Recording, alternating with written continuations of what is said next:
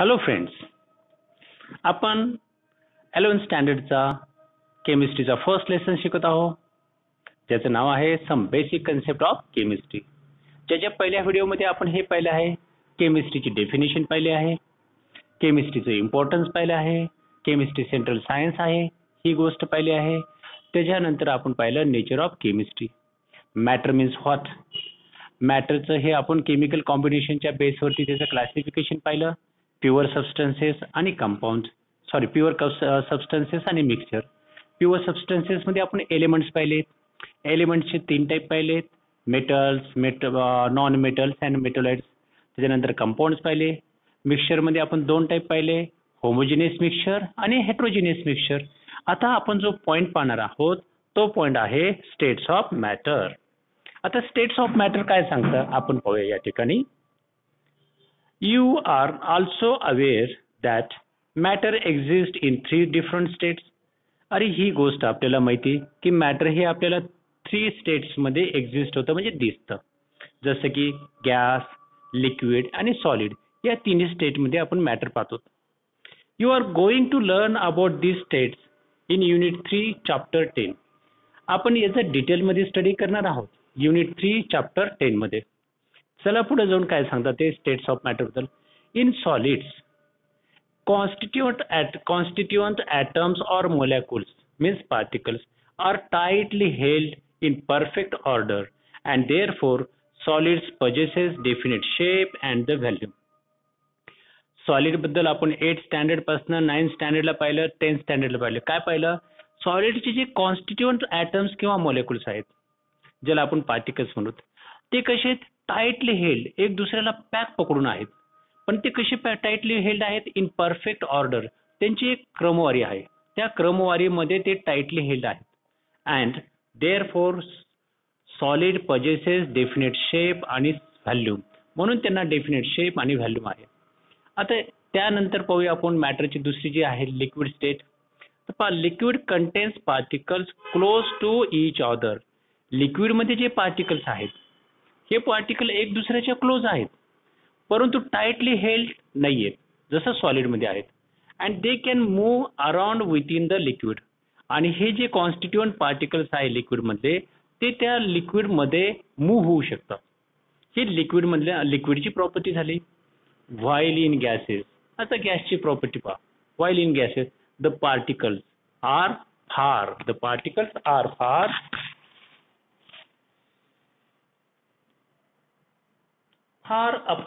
far apart as compared to those in the liquids and solid state. Gases मध्ये जे काही particles असतात ते एक दुसऱ्यापासून फार दूर असतात जर त्यांची कंपॅरिझन जर आपण लिक्विड आणि सॉलिड स्टेट बरोबर केली तर. आणि म्हणून ते रँडमली मुवमेंट्स करत असतात. जेवढा काही स्पेस आहे तो सर्वचे सर्व स्पेस ते ऑक्युपाय करतात. Okay. 3 states of matter are interconvertible by changing the conditions of the temperature and pressure. फार महत्वाची गोष्ट पहा, ह्या ज्या 3 स्टेट्स आहेत, सॉलिड, लिक्विड आणि गॅसेस, ह्या तिन्ही मॅटरच्या तिन्ही स्टेट ह्या इंटरकन्व्हर्टिबल आहेत. म्हणजे एका स्टेटमधून आपण दुसऱ्या स्टेटमध्ये मॅटरला कन्वर्ट करू शकतो, दुसऱ्या स्टेटमधून मॅटरला आपण तिसऱ्या स्टेटमध्ये कन्वर्ट करू शकतो, आणि तिसऱ्या स्टेटमधून आपण पहिल्या स्टेटमध्ये मॅटरला कन्वर्ट करू शकतो. दॅट इज कॉल्ड इंटरकन्व्हर्टिबल स्टेट म्हणतात. आता हे इंटरकन्व्हर्टिबल स्टेट करण्यासाठी आपल्याला काय करावं लागतं? टेम्परेचर आणि प्रेशरच्या ज्या कंडिशन्स आहेत त्या टेम्परेचर आणि प्रेशरच्या कंडिशन्स चेंज कराव्या लागतात, हे इंटरकन्व्हर्टिबल चेंज करण्यासाठी मॅटरला. ओके, ही गोष्ट या ठिकाणी फार इम्पॉर्टंट आहे. त्याच्यानंतर त्यांनी काय सांगितलं ते खाली, कॅन यू टेल, तुम्ही सांगू शकाल का रे, असं विचारलं त्यांनी. Classify the following as element and compounds. खाली काही नावं दिलेले आहेत, ते एलिमेंट्स आहेत का कंपाऊंड आहेत सांगा. म्हणजे मर्क्युरिक ऑक्साईड, हे तर कंपाऊंड आहे. ऑक्साईड म्हणजे ऑक्सिजन पण आहे, त्याच्याबरोबर कंपाऊंड आहे. हेलियम गॅस एकटाचे, दॅट इज कॉल्ड एलिमेंट्स, त्याला आपण एलिमेंट म्हणू. वॉटर, अरे हायड्रोजन ऑक्सिजन दोघं दिसतात म्हणून कंपाऊंड आहे. टेबल सॉल्ट, अरे कंपाऊंड आहे हे तर. आयोडीन, अरे हा तर प्युअर एलिमेंट आहे. Mercury, that is also element. Oxygen, ओय तू पण एलिमेंट्स म्हणत. आणि नायट्रोजन, तू पण एलिमेंट आहे. हा काही कंपाऊंड नाही, कारण दुसरं कोणताही पार्टिकल त्याच्यात इन्व्हॉल्व नाहीये किंवा दुसरा कोणता एलिमेंट त्याला सपोर्ट करत नाही हे बनवण्यासाठी. Okay, so some are mercuric oxide हा कंपाऊंड आहे, टेबल सॉल्ट, वॉटर हे कंपाऊंड आहे, आणि helium gas, mercury, iodine, oxygen, nitrogen are elements. Okay, चलो आगे जाएंगे. अभी आता आम्ही शिकणार आहोत एक महत्वाचा पॉइंट जो आहे प्रॉपर्टीज ऑफ मॅटर. मॅटरच्या काय काय प्रॉपर्टीज अँड देअर मेजरमेंट, आणि मॅटरला कसं कसं मेजर करायचं, मीन्स मोजमाप कसं करायचं मॅटरचं. ओके, हे पाहिजे आपल्याला. मग चला आपण पाहूया प्रॉपर्टीज ऑफ मॅटर. मॅटरच्या काय काय प्रॉपर्टी आहेत हे पाहिजे आपल्याला. ओके, चला. Different kinds of matter have characteristic property. बरोबर आहे, वेगवेगळ्या प्रकारचे जे मॅटर्स असतात, डिफरंट काइंडचे जे मॅटर्स आहेत त्यांची पण प्रॉपर्टीज काय असेल, साहजिकच त्यांची प्रॉपर्टी पण वेगळीच असेल. Which can be classified into two categories. which can be classified into two categories as a physical properties and chemical properties. आता मॅटरचे जेव्हा आम्हाला प्रॉपर्टीज पाहिजेत त्या प्रॉपर्टीज आपण फिजिकल प्रॉपर्टीज पाहूत आणि त्यांच्या केमिकल प्रॉपर्टीज पाहूत. तर चला पाहूया आपण फिजिकल प्रॉपर्टी कशाला म्हणतात. Physical properties are those which can be measured or observed without changing the chemical composition of the substance. Substance आहे, त्या सबस्टन्सचं केमिकल कंपोजिशन जे आहे ते न चेंज करता, विदाउट चेंजिंग मीन्स न चेंज करता आपण त्याचं मेजरमेंट करू शकतो किंवा त्या मॅटरला आपण ऑब्झर्व करू शकतो. लक्षात घ्या परत, फिजिकल प्रॉपर्टी काय आहेत की कोणताही कंपाऊंड घ्या किंवा कोणताही एलिमेंट्स घ्या किंवा कोणताही सबस्टन्स घ्या, त्या सबस्टन्सची केमिकल कंपोजिशन न चेंज करता त्याला ऑब्झर्व करू शकतो, त्याला मेजर करू शकतो, याला आपण फिजिकल प्रॉपर्टीज म्हणतो. ओके, ही डेफिनेशन लक्षात ठेवायची. जसे की आपण colour, order, melting point, boiling point, density, हे सर्वचे सर्व काय आहेत, आपण ह्या सर्व मेजर करू शकतो, आपण त्याला ऑब्झर्व करू शकतो, कलर ऑब्झर्व करू शकतो, ऑर्डर स्मेल घेऊ शकतो. ओके, मेल्टिंग पॉइंट पाहू शकतो, बॉइलिंग पॉइंट पाहू शकतो, ह्या सर्व फिजिकल प्रॉपर्टीज आहेत. आता फिजिकल प्रॉपर्टी तर आम्हाला समजल्या, मग आता केमिकल प्रॉपर्टीज कशाला म्हणायचं पाहूया आपण. तर पहा, chemical properties are the properties where substances undergo a chemical change and thereby exhibit change in the chemical composition. खूप छान सांगितलं पहा. केमिकल प्रॉपर्टीज ह्या त्या प्रॉपर्टीज आहेत, ते वैशिष्ट्य आहेत ज्याच्यामध्ये सबस्टन्सेस काय होतात, substances undergo chemical changes. Substance जो आहे पूर्वीचा त्याच्यामध्ये बदल होतो, केमिकल रिॲक्शन्स होत त्याच्यामध्ये चेंजेस होतात, त्याला केमिकल चेंजेस होतात. आणि thereby exhibit change in the chemical composition. आणि जो पूर्वीचा सबस्टन्स होता ज्याच्यामध्ये केमिकल चेंजेस, केमिकल रिॲक्शन्स होऊन जो नवीन सबस्टन्स बनला, ओके, तो बनलेला जो सबस्टन्स आहे तो केमिकल कंपोजिशन आहे ते कम्प्लिटली चेंज झालेला आहे. अशा गोष्टीला किंवा अशा गोष्टींची स्टडी करणं या किंवा अशा गोष्टीला आपण त्याची केमिकल प्रॉपर्टी म्हणतो. ओके, फॉर एक्झाम्पल घ्या ना, इथं एक्झाम्पल दिलं ना, कोल जे कार्बन असतं, बर्न्स इन एअर. कार्बन आपण काय केलं, एअरमध्ये बर्न केलं टू प्रोड्यूस कार्बन डायऑक्साईड. आता कोल जर एअरमध्ये बर्न करतो आणि त्याच्यापासून एक नवीनच आम्हाला प्रॉपर्टी भेटते, एक नवीनच केमिकल कंपोजिशन भेटतं, ते कोणतं, कार्बन डायऑक्साईड. हे न्यू कंपोजिशन आहे. हे पहा, कोल आणि एअर ह्या दोन सबस्टन्समध्ये झालेला बदल आहे आणि त्या बदलापासून एक नवीन केमिकल कंपोजिशन भेटलं, ते आहे कार्बन डायऑक्साईड. नेक्स्ट एक्झाम्पल पहा ना, या ठिकाणी दिलंय मॅग्नेशियम वायर आहे, burns in air. Magnesium wire आपण जर हवेमध्ये त्याला बर्न केलं, पण in the presence of oxygen, एअरमध्ये ऑलरेडी ऑक्सिजन असतो, त्या ऑक्सिजनच्या प्रेझेंटमध्ये जेव्हा मॅग्नेशियम वायर आपण बर्न करतो, फॉर्म्स मॅग्नेशियम ऑक्साईड. याच्यापासून पहा काय भेटलं आम्हाला, मॅग्नेशियम ऑक्साईड. म्हणजे मॅग्नेशियमची जी पहिली प्रॉपर्टी होती ती प्रॉपर्टी जेव्हा एअर बरोबर तो बर्न होतो, म्हणजे एअर बरोबर तिची केमिकल रिॲक्शन झाली in the presence of oxygen आणि एक नवीन प्रोडक्ट तयार झालं, एक नवीन केमिकल कंपोजिशन तयार झालं आणि ते नवीन केमिकल कंपोजिशनला म्हणायचं मॅग्नेशियम ऑक्साईड. ही झाली त्याची केमिकल प्रॉपर्टी. ओके, या ठिकाणी आपण प्रॉपर्टीज ऑफ मॅटरमध्ये फिजिकल प्रॉपर्टीज आणि केमिकल प्रॉपर्टीज पाहिल्या. आता आपल्याला पाहिजे आहे देअर मेजरमेंट, मीन्स हे सर्व कसं मेजर करायचं, मीन्स कसं मापन करायचं. मग मेजरमेंट ऑफ द प्रॉपर्टीज, मॅटरच्या ज्या प्रॉपर्टीज आहेत त्या कशा मेजर करायच्या हे आपल्याला या ठिकाणी पाहायचं आहे आता. Many properties of matter are quantitative in nature. निसर्गामध्ये मॅटरच्या खूप काही अशा वैशिष्ट्यपूर्ण प्रॉपर्टी आहेत ज्या क्वांटिटेटिव्ह आहे, म्हणजे मोठ्या प्रमाणात आहे. Okay. When you measure something, जेव्हा तुम्ही एखादी गोष्ट मेजर करतात मीन्स मापन करतात, you are comparing it with the some standard. म्हणजे जेव्हा आम्ही एखादी गोष्ट मेजर करतो याचा अर्थ ती वस्तू आम्ही काय करतो, कम्पॅरिझन करतो त्या वस्तूची कुणाबरोबर, सम स्टँडर्ड बरोबर कम्पॅरिझन करतो, त्याला आपण मेजरमेंट म्हणतो. पहा मेजरमेंटची डिफिनेशन पण भेटली. Okay. The standard quantity is reproducible and unchanging. पण या ठिकाणी बघा स्टँडर्डला काय म्हणलं, जी स्टँडर्ड क्वांटिटी आहे त्याला काय म्हणलं, स्टँडर्ड क्वांटिटी ही काय आहे, रिप्रोड्युसिबल पाहिजे, सहज ती निर्माण करता आली पाहिजे, सहज ती प्रोड्यूस करता आली पाहिजे, आणि ती प्रोड्यूस करत असताना ती अनचेंजिंग पाहिजे, म्हणजे ती कुठेही प्रोड्यूस केलं तरी त्याच्यामध्ये चेंज होता कामा नये. ओके. म्हणजे जसं की आपल्या इंडियामध्ये किलोग्राम आहे, 1 किलोग्राम. फ्रान्समध्ये गेलं तरी तिथे 1 किलोग्रामच रिप्रोड्यूस करता आली पाहिजे आणि ती क्वांटिटी अनचेंजिंग पाहिजे. म्हणजे 1 किलोग्राम मध्ये 1000 ग्रॅम हे दिसलंच पाहिजे त्या ठिकाणी. ओके. हे एक एक्झाम्पल खूप छान आहे आम्हाला हे समजण्यासाठी. ओके. म्हणजेच काय बघा, स्टँडर्ड क्वांटिटी ही रिप्रोड्युसिबल आणि अनचेंजिंग पाहिजे, फार महत्वाचा पॉईंट आहे. ओके. चला पुढे जाऊन डिटेलमध्ये पाहूया आणखी.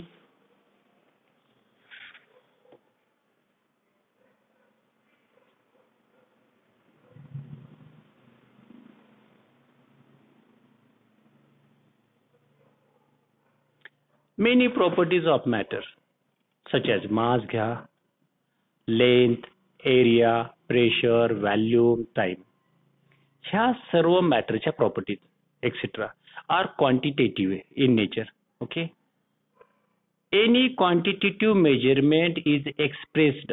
कोणतीही क्वांटिटेटिव्ह मेजरमेंट ही एक्सप्रेस कशी केली जाते, व्यक्त केली जाते. इज एक्सप्रेस्ड मीन्स व्यक्त केली जाते बाय नंबर.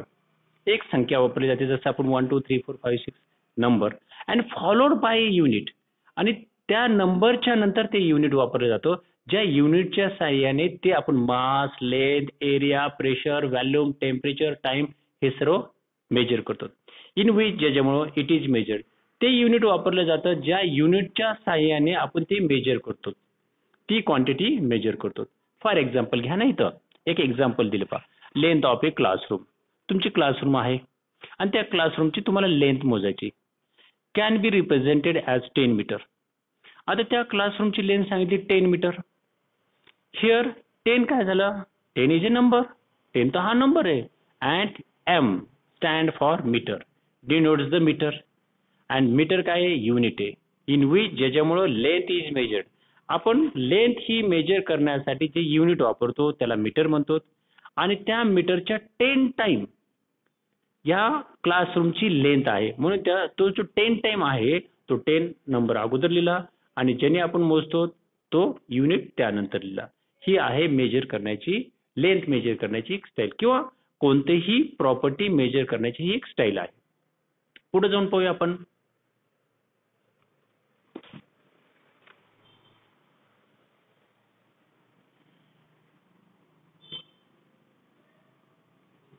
या ठिकाणी सर्वात महत्वाचा मुद्दा पाहता, द स्टँडर्ड्स आर चूजन आर्बिटरीली. हे जे स्टँडर्ड्स आहेत, हे जे युनिट्स आहेत, हे कसे चूजन केलेले आहे, आर्बिटरीली. म्हणजे कसं की एक समुदायाने सांगितलं की हां आपण याला किलोग्राम म्हणूत, याला लिटर म्हणूत. दुसरा एक समुदाय म्हणतो हां हे चालेल, याला लिटर म्हणूत, याला किलोग्राम म्हणूत, ओके, त्याला मिलीलिटर म्हणूत. असं प्रत्येक वेगवेगळ्या समुदायाने ऍक्सेप्ट करत गेलं तर ते आर्बिटरी म्हणायचे त्याला, आणि सर्व समुदायाने ऍक्सेप्ट केलं म्हणून युनिव्हर्सली ऍक्सेप्टेड म्हणायचं. ती गोष्ट युनिव्हर्सली ऍक्सेप्टेड क्रायटेरिया म्हणायचं. असे स्टँडर्ड जे arbitrarily with some universally accepted criteria means that means पाहता, the arbitrarily decided, okay, randomly decided. हां रॅन्डमली डिसाइडेड, एका समुदायाने रॅन्डमली केलं, दुसऱ्या समुदायाने त्याला ऍक्सेप्ट केलं, थर्ड समुदायाने ऍक्सेप्ट केलं, म्हणून त्याला म्हणायचे आर्बिटरीली डिसाइडेड. अँड मग युनिव्हर्सली ऍक्सेप्टेड, मग सर्व जगाने त्याला मान्य केलं. ओके. युनिव्हर्सली ऍक्सेप्टेड स्टँडर्डला आपण युनिट्स म्हणतो.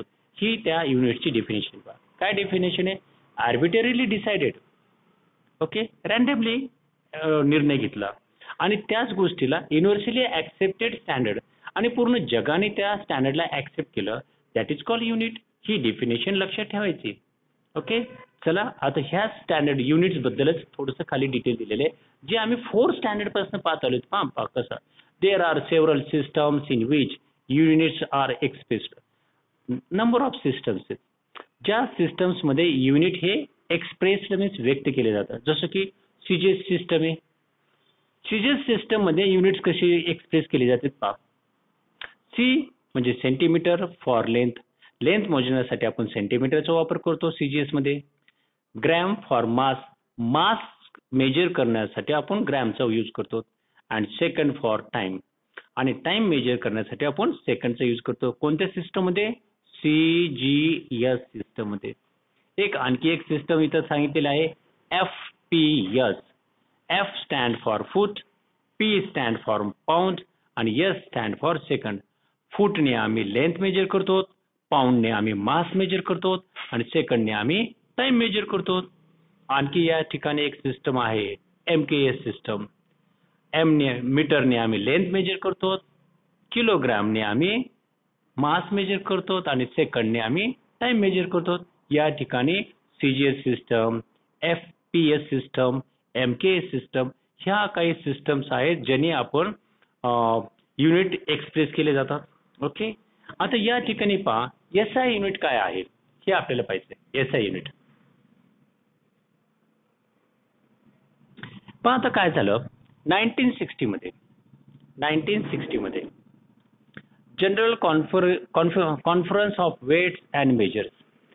1960 मध्ये एक कॉन्फरन्स घेण्यात आली वेट्स अँड मेजर्सची आणि ह्या जनरल कॉन्फरन्समध्ये रिवाइज्ड मॅट्रिक्स सिस्टम तिथं वापरली. जी काही पूर्वीची सिस्टम होती तिच्यामध्ये रिव्हिजन करून आणि काही ऑब्स्टॅकल्स येत होता म्हणून सर्वांनी ते ऑब्स्टॅकल सांगितले आणि त्याच्यावरती एक सोल्युशन वापरलं. ते रिवाइज्ड मॅट्रिक्स सिस्टमलाच म्हटलं जातं इंटरनॅशनल सिस्टम्स ऑफ युनिट. यालाच काय म्हटलं जातं? ते रिवाइज्ड मॅट्रिक्स सिस्टमला इंटरनॅशनल सिस्टम ऑफ युनिट. आज तिला आपण एसआय युनिट म्हणून मान्यता दिली आहे. त्यालाच आज आपण एसआय युनिट म्हणून म्हणत आहोत. आता याच्यात काय केलं त्यांनी पाहूया आपण. पहा, the metric system which originated in the France. ही मेट्रिक सिस्टम कुठनं स्टार्ट झालेली? फ्रान्समध्ये. In late 18th century. कधी? 18th सेंचुरीच्या एंडिंगला. Late 18th century means 18th century संपत असताना फ्रान्समध्ये ही मेट्रिक सिस्टम तयार झाली होती.